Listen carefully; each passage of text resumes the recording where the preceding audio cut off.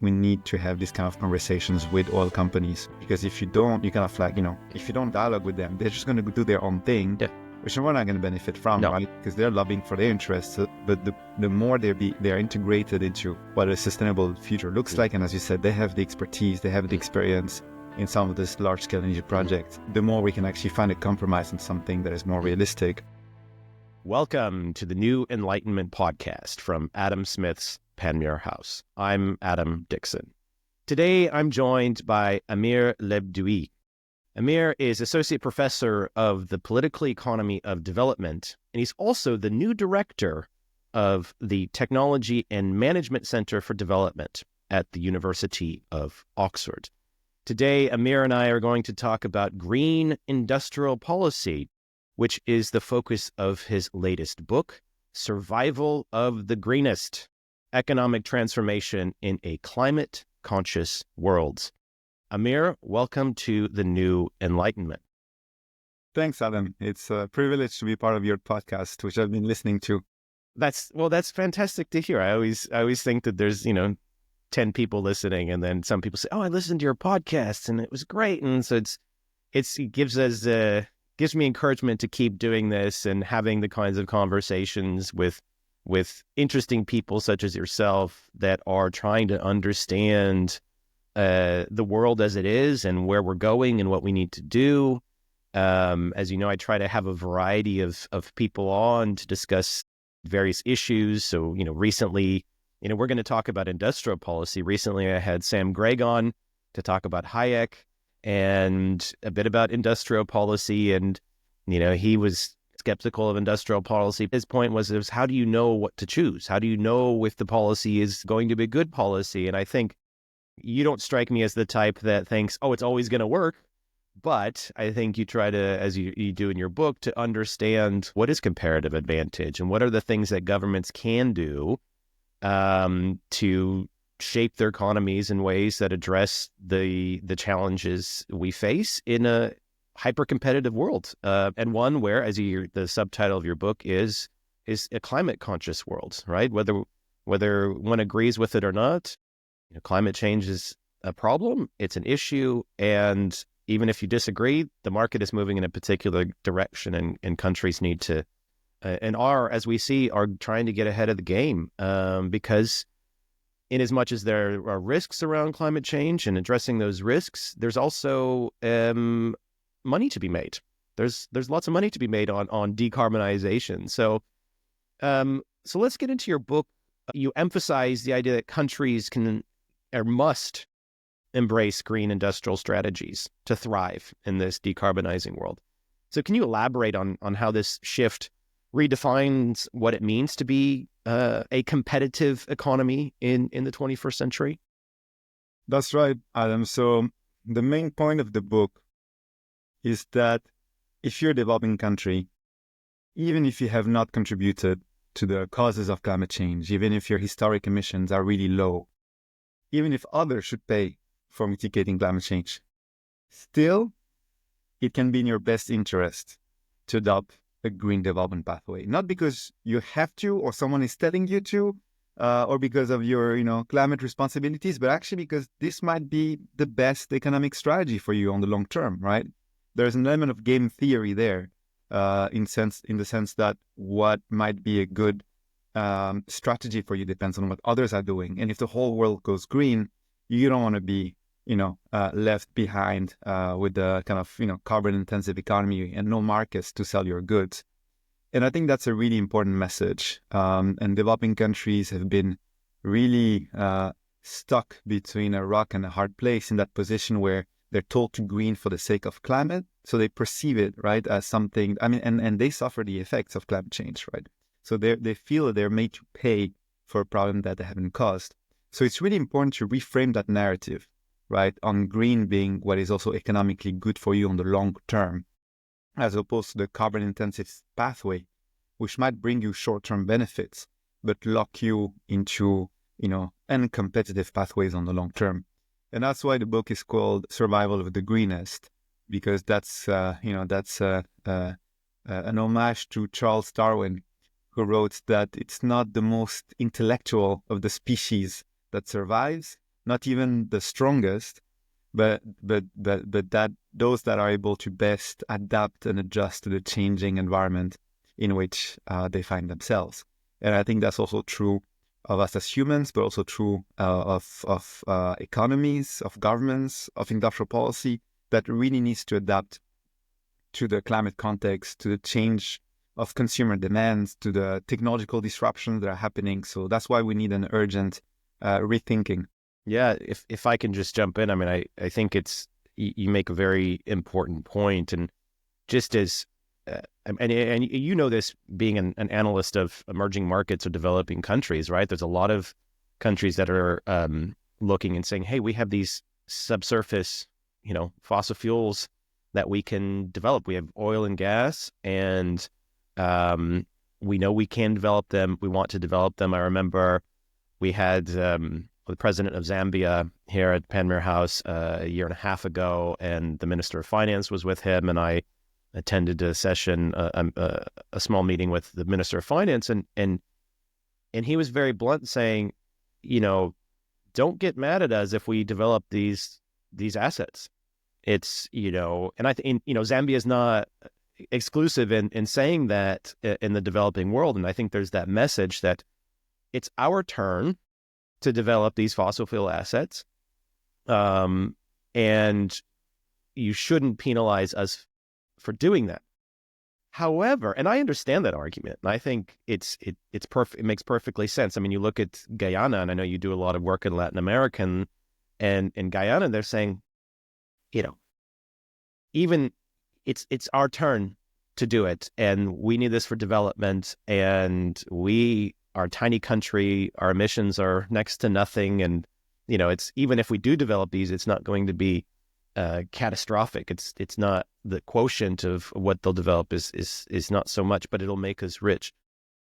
However, and I think this gets to the point, the kind of core argument of your book is that, but the world's moving in a different direction. And this is a question that I kind of always pose, is that you can develop these and maybe you'll make money off of them in 10 or 15 years. But how do you know that you're going to be able to continue on that development path? It could be short term. I mean, as we know, natural resource revenues are always volatile anyways.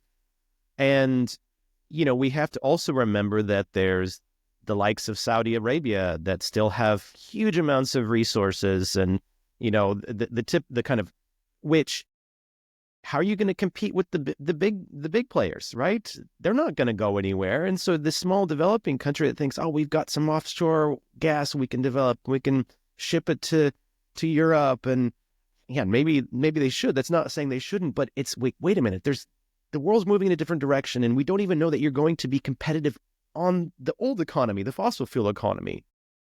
So what then is, what do countries need to do, or how can they do it in a way that, how do you kind of shape that narrative where, how can they be green but also develop at the same time and be on the cutting edge of where the world is, or at least should be going in terms of energy production and so forth?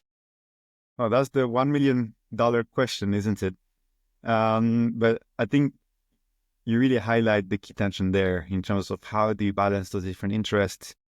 And it's really more than just balancing interests. It's balancing the present and the future, balancing different scenarios and levels of risk. And there's a big element of equity in there.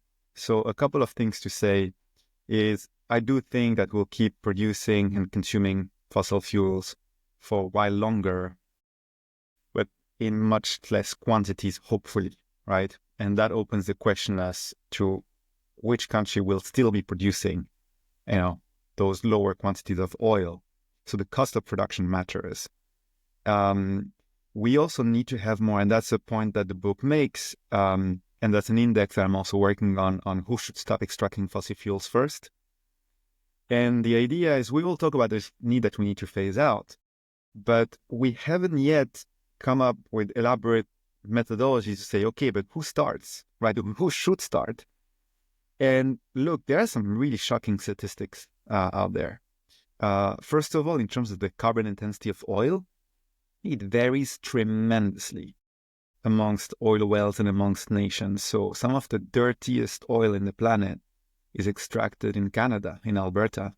And it's not just, a small percentage more carbon intensive than others. It's not twice, it's 4 times more carbon intensive than a barrel of oil produced in Colombia or in Saudi Arabia. And so if we're thinking of phase out, those things need to count for something, right? And same with historic emissions, same with income per capita, but also dependence on oil revenues. Because if you, depend a lot on it, obviously you can't phase out right away. But if you're a rich country, you can afford to do it ahead of the others. And this is when we can start to have a serious conversation around equity in time. And the sooner we have this kind of conversation, the sooner it's easier for developing countries to then be able to plan ahead, to understand how much time they'll have and realize, okay, maybe it's not worth it to start extracting now. And if they see rich countries actually committing to this timeline, they'll understand that, okay, it's not going to be worth it for us. But if they see that no one's really, countries are increasing their oil production. The US and Canada both increased oil production in recent years. So they think, well, I guess if the others are getting away with it, surely we can too. And no one really benefits from this. And in terms of the specific context of fossil fuel producers, so the chapter 5 of the book looks into how to adapt green industrial strategies to very different contexts. And one of them is small nations, where it's a very different ball game. Another one is biodiverse countries. We're not going to destroy your biodiversity just to put solar panel factories. And another one is that of fossil fuel producing countries. And the research there that I'm doing with Pavel Bilek and Ali Al-Safar looks at all the linkages that exist between the oil and gas sector and the renewable energy supply chains. And there are many linkages that exist. So if you're a fossil fuel producing country, you're often portrayed as a loser of the energy transition, right? Like it's against your interest. But somehow that sheds attention away to all the capabilities, technological, organizational, that you've acquired in fossil fuel production, right? And energy systems more broadly, that are key inputs into kind of getting a head start in the energy transition. And these are things that should be part of a conversation in those countries. So I want to jump in because you've said several things that I think are really worth re-emphasizing. So the first I want to re-emphasize for listeners, that I think is really important, is that we think of, fossil fuels as all being bad. I mean, people know that, okay, well, natural gas in principle is less carbon intensive than coal, so it's therefore better to have natural gas, though at the same time, there's all these methane leaks in natural gas, which may be even worse for the climate than coal. That was, I heard the other day. But, there's a big difference between Canadian tar sands and what they extract in the deserts of Saudi Arabia, which matters greatly, right? I mean, tar sands in Canada, dirty. And when you think about who's going to stop first, and I think this is the the perspective in the Middle East, is that, wait a minute, we have super cheap production costs and our stuff is cleaner relatively, right? So we're going to be the last people producing because, well, it just makes economic sense. And actually, from a perspective of the relative cleanliness of fossil fuel, it's much better. So the Canadians should stop first. And, heavy oil in Venezuela, and as much as they're able to get it out of the ground, is, less, is dirty as well. And so I think it's an important point. And I think that's an important point too for the, investment community on ESG, right? Because if you have, if it's about moving the curve down and, where are you investing your oil dollars, if you like, do you invest in a Canadian tar sands company, or do you buy equity in Saudi Aramco, right? I mean, there's different kind of trade-offs. And if you have to have the relative benefit, I think that's an important point. And then it brings up the other, and I'm interested to see what you'll be doing on understanding this, like, equity thing, who can start and who can stop when, but it puts it in perspective for developing countries, because there are many that are all of a sudden trying to get in the game. that maybe it's actually not a good investment and they should be thinking on of other ones. But then you also mentioned a really, really, really important point, which there's always that perception that oil producing and exporting countries are necessarily going to resist any kind of effort to decarbonize, and that they have nothing to give. Now, we see some of that happening at the COP with, Saudi Arabia being kind of sticky and difficult in some of these negotiations. But at the same time, you mentioned this too. I think that's what I emphasize is that oil companies, whether they're national oil companies or they're the big majors, what do? They drill holes in the ground. What can we do by drilling holes in the ground? We can develop geothermal, right? We can maybe they're the ones. I mean, I don't want to talk about carbon capture and storage, but there's the things that can happen. What also do we do with pipeline with oil and gas? We put it through pipelines. What do we need to put through pipelines nowadays? We need to put through hydrogen, and we need there's all these kind of technical aspects that they can do where oil companies are probably not going to be wind turbine and solar panel producers. That I think BP and Shell getting in the renewable game didn't really make sense. But we also need to think that oil companies are just big project managers of capital intensive projects, and they may have a lot to give. And I think there's a lot of oil producing countries or fossil fuel producing countries that they're not naive. They understand where the direction of travel is going. They might drag their feet a bit. They recognize that we probably, and you mentioned this, and I tend to agree, we're going to be using fossil fuels longer than we'd like to. Though I'm always still hoping for some massive, if that happens, where all of a sudden, fusion takes off, or the nuclear renaissance that we're seeing is as major, or we turn the corner on something that could happen. But in any case, the demand for oil will decrease over time, and countries need to be prepared. So tell us a bit then, and go a bit further, maybe give some examples in what countries can do in terms of developing a green industrial strategy, and how do they know? And going back to what I said about, I have some skepticism on industrial policy in terms of how do you know what's right to choose and how do you know what's wrong? And in my view is that the states are going to do what they're going to do, and they're going to have industrial policies now, whether it's even called industrial policy or something. But what can they do? What do we know works, or at least is worth trying?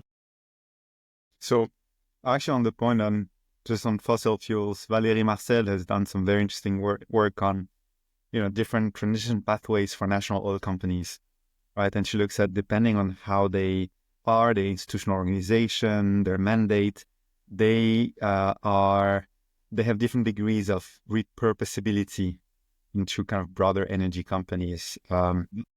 And I do believe, this is an argument that people don't often want to hear, but I do believe that we need to have these kind of conversations with oil companies, because if you don't dialogue with them, they're just going to do their own thing, which we're not going to benefit from, right? Because they're lobbying for their interests. But the more they're integrated into what a sustainable future looks like, and as you said, they have the expertise, they have the experience in some of this large-scale energy projects, the more we can actually find a compromise on something that is more realistic. Which brings us to green industrial policy. So that's the thing with green industrial policy is, I see it more like an art or sport. Mm-hmm. There are many different strategies, instruments that can be used. And the suitability, there's something that is not just technical about it. There's something in the craft of it, in adapting it to the local context, in the communication of it to citizens, that really determines whether it works or not. And that's why we really have to go beyond this isomorphic mimicry, right? Kind of imitating green industrial policies that work somewhere, reproducing somewhere, expecting the same results. And that does not quite happen. And you see it, for example, on the African continent. Many countries had imposed local content requirements for solar and wind projects.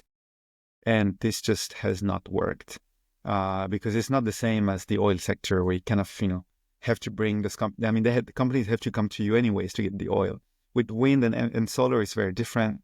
Only a few countries managed to use local content requirements in solar and wind successfully, including China, the US to some extent. And each country is different, right? And the green industrial policy toolbox is quite large on the demand side, on the supply side, whether it's R&D support, whether it's through public procurement, whether it's through subsidizing demand, right, with tax credits. But the one perhaps commonality that I would say for success, it sounds like a wishy-washy inspirational message, but I do believe it's true, is the ability of governments to actually adapt and adjust their green industrial policies on the long term. No country gets it right. It's a bit more like venture capital. Green industrial policy more broadly, I think has been evaluated very unfairly throughout history, because you see something that doesn't work and suddenly, industrial policy fails. Or sometimes it works, sometimes it fails. And even the proponents of it have only focused on the successes. But the thing is, we shouldn't expect green industrial policy to work every time, but that's okay. And the same way that you don't expect a venture capitalist to have a successful investment on all of its investments. And the whole point is, the kind of multiplier effect. So in a way, the design of green industrial policy should be less like bowling and more like curling, right? With bowling, you just, throw the ball and you hope that it hits the target for a strike. But with the glorious sport of curling, which probably no one ever watches, it's one of those things when you're watching the Winter Olympics and you turn curling on and you find yourself watching it and you're thinking, why am I watching this sport with these people, these brooms that are frantically, brushing the ice, and you just think, but then you continue to watch it, right? It's like, why am I watching this sport? It's mesmerizing, but it's a bit like green industrial policy, because, those people with the broom. Yeah. So if you take it to the, a comparison with industrial policy, that they have a key role to play because they adjust the trajectory, right, of that. I don't know how it's called even. Yeah. But a stone or something. There's probably some name for it. The idea is that you throw it, but then over time, you have this capacity to adjust it, to make sure that it hits the target, because conditions change from 1 year. Green industrial policy is a long-term agenda. Yeah. Technology might change, consumer demand might change, there might be market uncertainties, there might be changes in regulations in consumer markets. So then it's normal to adjust the policy to make sure it works, as opposed to do it once, hope it works. If it doesn't work, you just, shut it off or, starting from scratch. So this ability to make mistakes and learn from them is really important. And we need to have a higher tolerance for failure so that we learn from it. And as Nelson Mandela said, I never lose. I either win or learn. Yes. And I think we need to adopt this mindset with industrial policy. It's sort of having that sense of, experimentation is important, right? You try things and some things work, some things don't work. But I think you hit the nail on the head with that tolerance for failure. And that is where I think state institutions, both, people working in government, but also the policymakers themselves, is that they want, I'm just thinking in the context of strategic investment funds or national development banks, is the politicians will look and they think, well, okay, you've made 10 investments. We want all 10 to succeed. And everyone has to succeed. And you think, well, wait a minute, but then they want to have the same kind of impact as, say, a Silicon Valley venture capital firm that kind of starts the next generation of whatever, AI or this, that, and the other. But they failed to recognize that for every company that succeeds in Silicon Valley, there's 10 or 100 that fail, and that venture capitalist lost, whatever billions of this one, but it made trillions on the other, or it made the one was the one that hit. And I think that's the same kind of ethos with industrial policy, is that how do you try different things? And I'm very much for, and I think this is what we need for the transition, is that we need technological diversification. We need to try different things. We can't just assume that oh, renewables is going to take us forward in the way that we need. I mean, solar and wind have made super big strides, but I mean, look at Europe's energy landscape now. I mean, I still think Germany turning off its nuclear power plants while still digging up dirty brown coal and lignite and, importing Russian gas. And now the Norwegians have said, well, we want to kind of keep our renewables for ourselves. And you think, yeah, you can't we have to keep things open because that's how innovation happens. Yeah. But then again, I guess the question for me to you is, how do we instill that ethos in the planners, if you like, or in the policy space to do that? And how can politicians have that, knowing that they need to be elected, or if they're not elected, they still have some interest groups that they need to keep happy? I mean, a private business, right? It can just go bankrupt, or the shareholders can put their money elsewhere. I mean, how the governments don't necessarily have those, and government leaders don't have those. So how do you kind of address that issue with industrial policy so it is more nimble and more kind of flexible? What needs to be done? So I think that there are three main mechanisms to achieve that. The first one are strong monitoring and evaluation mechanisms for industrial policy, which governments tend to have for health policy, for education policy, but not so much for industrial policy, right? Where there's no reason why you can't just, basically have an evaluation of your policies and make changes accordingly. And that's the first basis of it, is to be able to monitor impact. One issue has to do with the kind of electoral calendar, or you start something and, the time to review it, or sometimes governments lack the organizational units, within government to be able to do that. Malaysia has one, Pemandu, and the economic planning unit, which sit under the Prime Minister's office, which precisely play this role. And I think it's a really interesting model, right? Because they're kind of, a cross-ministerial thing that is able to have a fair assessment of the situation. The second aspect is the institutional learning by doing, which comes after the monitoring and evaluation. And so this is the ability of governments to actually really change the way they operate, right, based on seeing what works and what doesn't.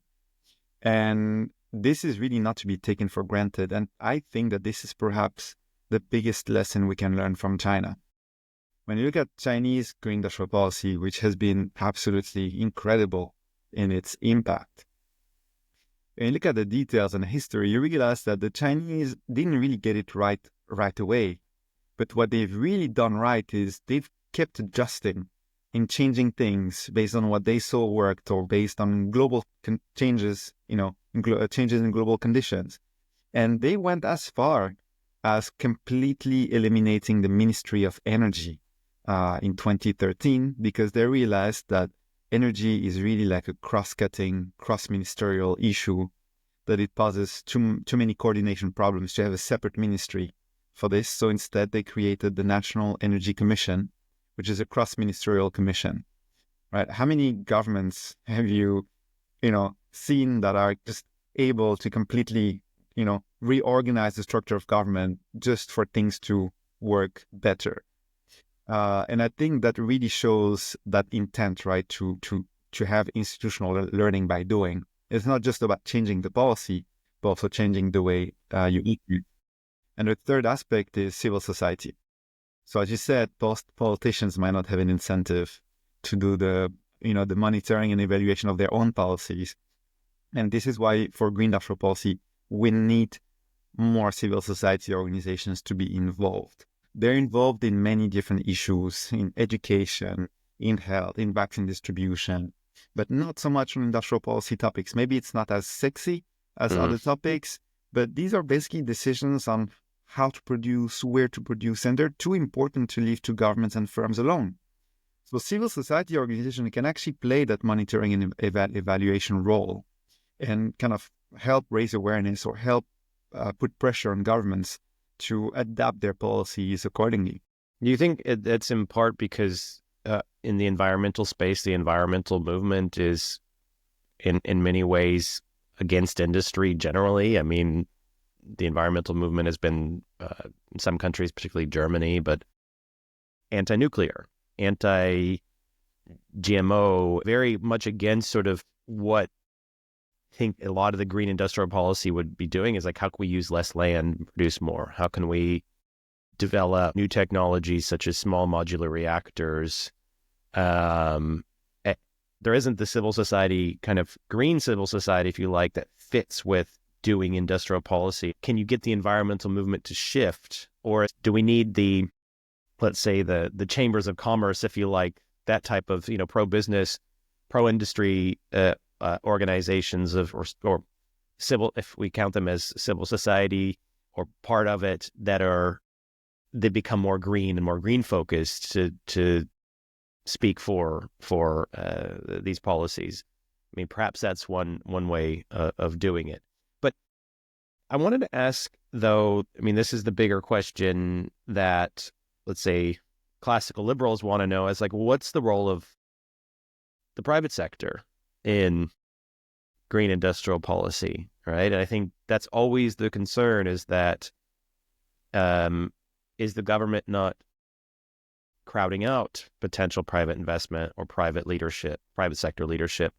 Is it not pushing and trying to funnel capital or resources into areas that the private sector is uninterested in, and maybe they're uninterested in because they've done the analysis and they figured this is not actually what to do. So how do we know that where that balance is, right? And just to preface this, I always remind people when they think, because I'm sitting here in Adam Smith's house, that, in the Wealth of Nations, he was not against the state and state action. In particular, he was very much of the mind and it's just a point he made is that for very large scale infrastructure, it doesn't make sense for any one, private person or private group of private people to do. And who does this? It's the state. And in many of the kind of green industrial kind of strategies we need large scale public investment or public leadership in grid infrastructure, for example, that it isn't the interest of one person or one group to do. So even in the kind of classical liberal tradition, it's not completely just leave it to the private sector. And I just wanted to emphasize that.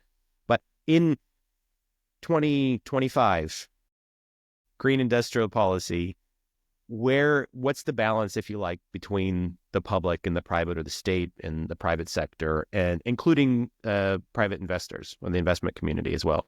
Yeah. So on your, question on environmental groups and their kind of biases, I think that's probably right in the past or historically. I think in recent years it's changing, and you see environmental groups a lot more inclined to push for the kind of, at least some of them, on the green industrial development aspect, if it's truly green, right? And I just want to say that, in the USA, what I found formidable when the Inflation Reduction Act of the Biden administration was implemented, it was really environmental groups that took the responsibility to evaluate the IRA, to raise their alarm regarding the fact that, well, this was, too many handouts to large corporations, not enough, support for workers. And, now looking at it 4 years later, they were pretty right. And we can see the consequences in the US. No? So there are organizations like the Climate and Community Institute that play this role and really want to push on the green industrial policy aspect. When it comes to the private sector, this is a very difficult question. And you're right, they have a big role to play. This is where the financing exists. We probably need some, a new path.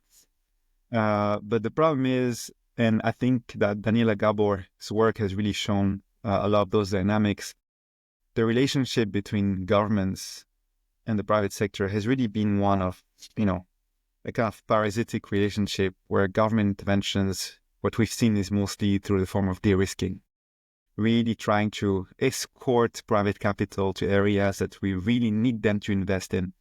And as a result, they're not just investing in enough quantities and at the speed that we need. So we probably need government intervention to basically hand out more sticks than carrots, change the rules of the game to actually make sure that this is the best course of action for private capital to actually invest in the areas that we need. Otherwise, they just won't do it. They have valid reasons not to do it, which I completely understand. They have shareholders. They have to maximize profit. Therefore, they don't want to invest in unprofitable things. So that makes sure that government regulations makes it basically doesn't give them any other way than just to invest to where we need them to invest, right? And then it's easier to justify to the people that they're accountable for. And over time, this will, thanks to economies of scale, make it more profitable. And by the way, a fantastic example of this is LED lighting. LED bulbs were way too expensive. And it was thanks to a European Union. One of the few things that I like about the European Union, a government, so basically a policy, it was a gradual phase out of incandescent bulbs, right? So they announced it with time. Yes. It's a very sensible policy. It's gradual, but it's a, hardcore phase out. So what happened is then demand for LED bulbs increased, which were still, way too expensive. As demand increased, thanks to economies of scale, the cost of LED lighting went down. By the time of the full phase out, LED lighting was much cheaper than incandescent bulbs, right? So that's really one case of shaping markets. And it wasn't just about giving tax incentives or a little nudge here and there. And I think this is the kind of, relationship we need between government and private. If I can jump in there, I mean, I think that's a perfect example of where there's always this assumption that we're doomed because of climate change, we're doomed because of all these environmental challenges, and we're not making any progress, and we don't know what to do, or I think more importantly, people assume that it means massive sacrifices, and we're all going to become bankrupt. You look at LED lighting, and we're all sitting under LED lights now. Nobody remembers in that kind of phase out. And I remember the controversy of it. I remember some people complaining like, oh, well, incandescent bulbs create heat, and we use that heat in our cold homes, and oh, it's the quality of the LED is worse. But now there's so many different things that the technology could do. But I think just the general point that is valid and this happens for a lot of environmental regulations, is you set a target, you say, we want to stop this, but we're going to give you time. So you say to industry and consumers is that we're going to phase these out. I can't remember how long it was. Was it 10 years that they did, or even longer than that? We're going to phase these out.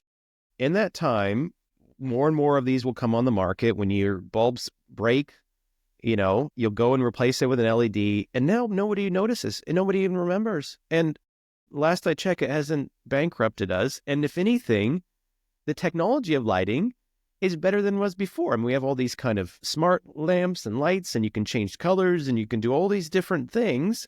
And so we actually benefit. And I think that's what we forget, was we think like, oh, we're taking something away from you. And I mean, I know there's a lot of issues with battery electric vehicles, and governments are kind of rolling back these targets. And I think notwithstanding some of the issues around the extraction of the minerals and producing them, but for the most part, I mean, when you're in an electric car, it's kind of smooth and quiet, and it's super quick. And I've heard like there's Chinese car makers have like karaoke in the cars, right? Not that, I don't know if that's an innovation, but there's all these things where it's like, this is a better ride. Mm-hmm. And if you're walking in a city and you have an electric car and it doesn't kind of blow exhaust in your faces, it's better. And so, but when people scream about, let's say, some of the targets that have been set in the European Union for electric cars, or in the United States, which they're trying to roll back, you look at things like, by 2035, all cars need to be electric that are sold, and you think 2035, I mean, I'm not that old, but I'll be old then. I'll feel older.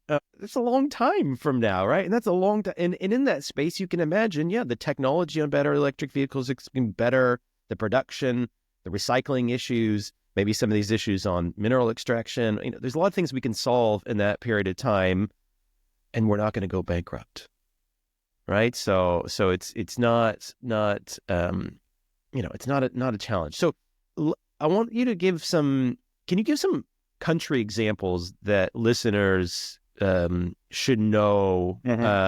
Things that have worked, let's say, but also things that have gone wrong, right? So I think if you can give some of those positive stories of countries doing really interesting things that you think are worth noting, and then perhaps some of the mistakes, and even if those mistakes are recent mistakes. So no, there are many examples to say. And by the way, just a little parenthesis on what you said about regulations and people complaining.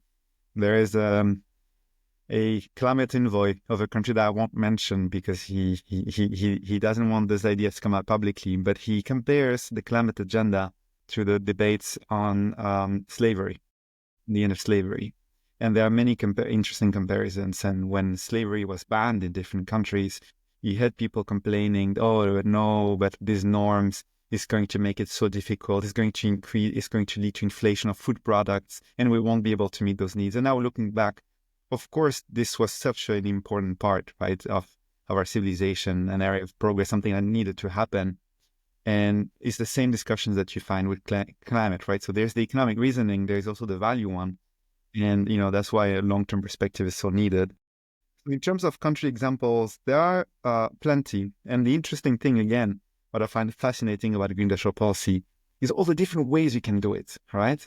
So there's not just one way. There's not just like this kind of technical approach.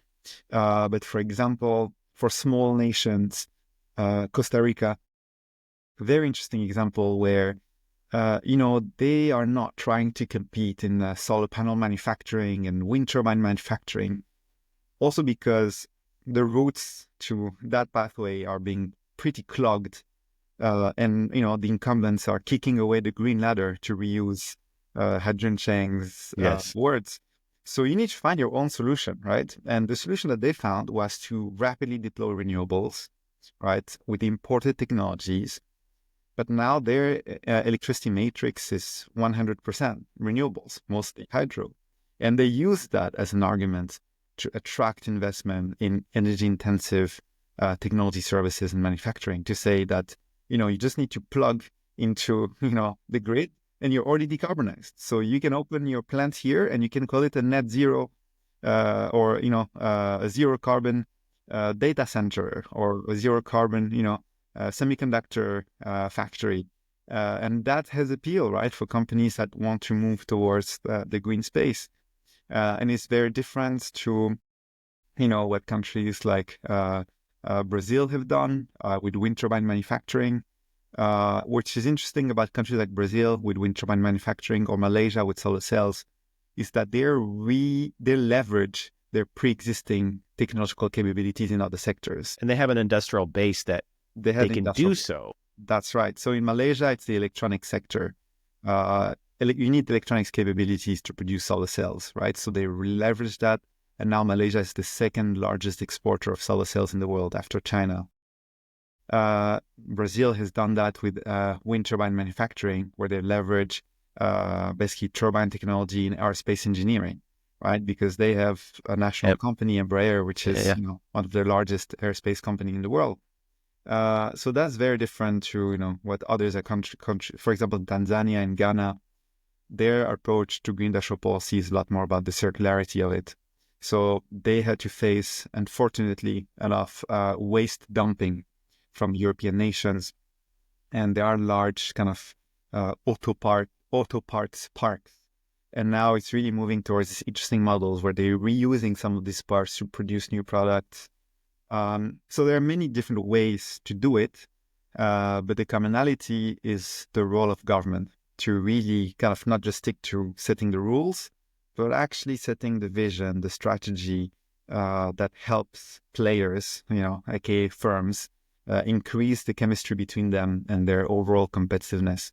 So it's a Zinedine Zidane approach to industrial policy, where the government acts as a head coach and not just the referee or the captain.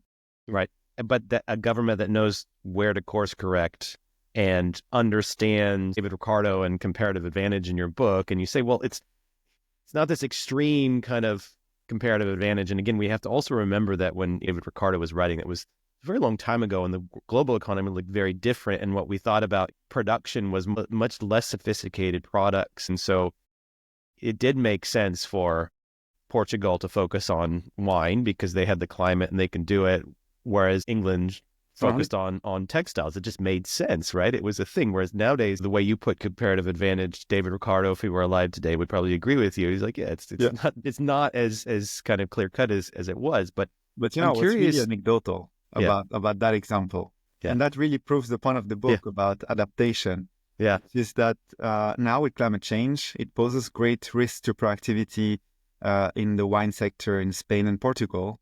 But suddenly, wine production in England, is improving. Yes. So that really shows that the way Yeah. you see your competitive advantages, It is. you have to adapt, right, You to have your to be plans adapt and change conditions. and it's but I think there's two questions I want to finish on. One is and again, this is going back to the question around the state and the private sector, right? And I want to focus on China because I think, and yes, don't get me wrong, you have a book on state capitalism. If you had to ask me like what countries are state capitalist, I would say China. Yes, okay, I get it. China is very state capitalist. But then again, we also make the argument so many other countries, like even the United States. But what I always, and I'm not a China apologist or a China defender. There's a lot of things that bother me about China, but I always try to say, well, don't assume that there's what we presume to be top-down coordination is so strong and so effective as we think. There's still a significant amount, as we see in the green technology space in China, amount of competition among private companies or even provincially owned and supported companies. There's still a ton of competition happening. Would you agree with that perception that China still has that? There's still market dynamics that are relevant and matter for this, adjustment and adaptation. It's not just simply we're adapting because we think it's better. It's actually we're adapting because there's market competitive dynamics. And what a lot of China is doing is trying to sort of mobilize that market competition for innovation. I think that's right. I think so. The kind of the dynamics of policy interventions in China are very complex and a lot more sophisticated than often portrayed. I'm not an expert. I know that some people do fantastic work on China, but the little that I know is that there is quite a high level of competition, market competition in China, even within state-owned enterprises. Yes. But also regional competition amongst different provinces, right? Because the provincial governments actually drive a lot of the green industrial policy strategies. The central government sets, the targets, and the provincial governments are responsible for implementing policies. But the institutional context is very different, right, to that of other nations. But again, I think what I found formidable about China is this ability to change the course of action, right? This ability to, adapt institutions to the level of ambition. And I do believe that for the context of global green industrialization, China is capturing a lot of the benefits, industrial jobs, value creation, patents around renewable energy tech. Moving ahead, it's really important to have new types of development cooperation between China and developing countries that also involve technology transfer. China is now in this position where it used to require technology transfer. Now it's in a position where it can give it.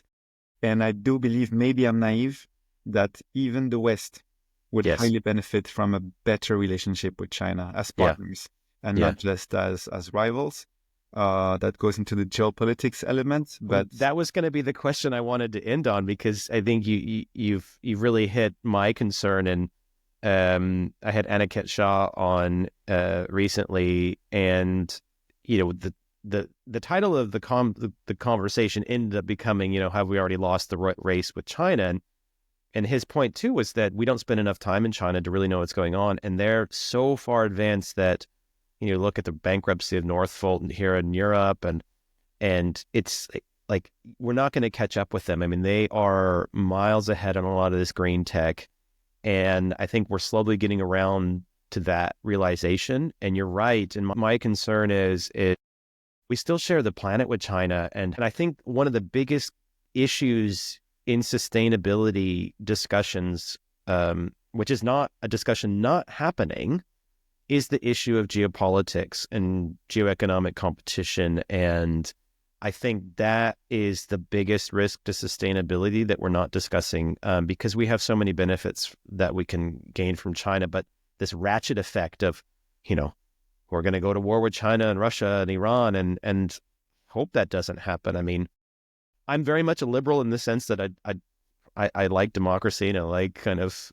freedom of expression and the like, and that bothers me that Chinese don't get to share in that. But at the same time, it's there's my cosmopolitan in me who wants it. But at the same time, in this, I can refer to Adam Smith. Adam Smith wasn't a cosmopolitan in the sense that he recognized that other countries have different. China's a 5,000-year-old civilization that it's really hard to turn and change. And but we should want their, they have something that we can benefit from, and we can benefit them, and we should kind of do those. So I guess final question to you. I know I've rambled here a bit, but how would you say then, assuming that the geopolitics is and it's growing, and you as a development economist, I mean, development economists sometimes I think kind of put the politics to a side, but now it's like right in your face now. And that's the same for everybody. I mean, on Wall Street, it's like, whoa, geopolitics is a thing now. Yeah. On green industrial policy, how do we ensure that the geopolitics don't mess it up? Yeah, so you're right. The geopolitics are extremely important. They are the core. And by the way, this is why we see a revival of industrial policy. Yes. It's not because of climate. And No. I've written a paper published in 2019 with Gwendolina Anzolin on green industrial policy, where we assume that it would be the kind of climate change would provide us reasoning. So we were right that green industrial policy then became popular, but we were wrong that it's because of climate, because what you see is actually geostrategic interest that motivates it. The environment is almost like an excuse, but it's not the real reason. And I think that China is a mega trend. It's progressing, whether countries like it or not, whether they like, but this is a mega trend. And, going back to the name of the book, countries might try to stop it, or they might try to adjust and adapt to that new reality. And if they try to basically slow down China, no one benefits. The climate agenda does not benefit, and the development agenda does not benefit. So this is why it's really important, again, to finish on another sports analogy. It's important for green industrial policy tools, right, to be more like the speed-enhancing shoes, to run faster, as opposed to being like the hurdles that you put in the other runners' lanes. Yes. So you slow them down, but if you slow them down, no one benefits. And this is where a different type of relationship with China is important, so that I would rather see a subsidies race to make things cheaper than a tariff war where everything becomes more expensive and no one benefits. So this is why it's really important. And on the politics aspect, I mean, I do believe that, of course, people have different values, different, things that they care about, but, societies have different ways to voice discontent, right? Or feedback. And the kind of Western model definitely doesn't apply to other civilizations. It also has its weaknesses. It also has challenges. And that's why, in a world where we're always at risk of war, it's really important to have this kind of tolerance for other systems and common understanding and respect for differences, right? And that's perhaps, what hopefully will save us towards our quest to fighting climate change, which is a test for human civilization, a test of how much can we come together to address a common threat. The title of your book is Survival of the Greenest. You're doing great stuff, Amir, there in Oxford. I first met you 5-6 years ago at the OECD, and when you were doing your PhD, and you came up to talk to me, and I thought then, what, this kid's going somewhere. I shouldn't call you a kid, but as a lot from your work, especially thank you so much. Sovereign wealth funds and state capitalism, which is really relevant today. Yes, well, thank you so much. Your book, just so listeners know, is free. One of those things, open access. I mean, you can obviously buy a hard copy if you want, but we'll put a link in the show notes to it. Survival of the Greenest. It's well written. It's an easy read, which is always nice. It's not overly technical in terms And of it's very short, as you It's can. very short. I love It's short not books. Who has time to read big, long books? Amir, thank you so much. I'm going to have Thanks you a up lot. here at Panmure House at some time in the future, definitely. And I'm going to have you again on the podcast as we develop our conversations, because I think you're right where in the area that we need to be talking about more and more. Thank you so much, Amir. Thanks so much, Adam. Thanks for having me, and looking forward to our next conversation. Thanks. Take care. You have been listening to the New Enlightenment podcast from Adam Smith's Panmure House. If you found this interesting, please consider subscribing and sharing. If you would like to learn more about Panmure House, please go to our website, panmurehouse.org. Thanks for listening, and until next time.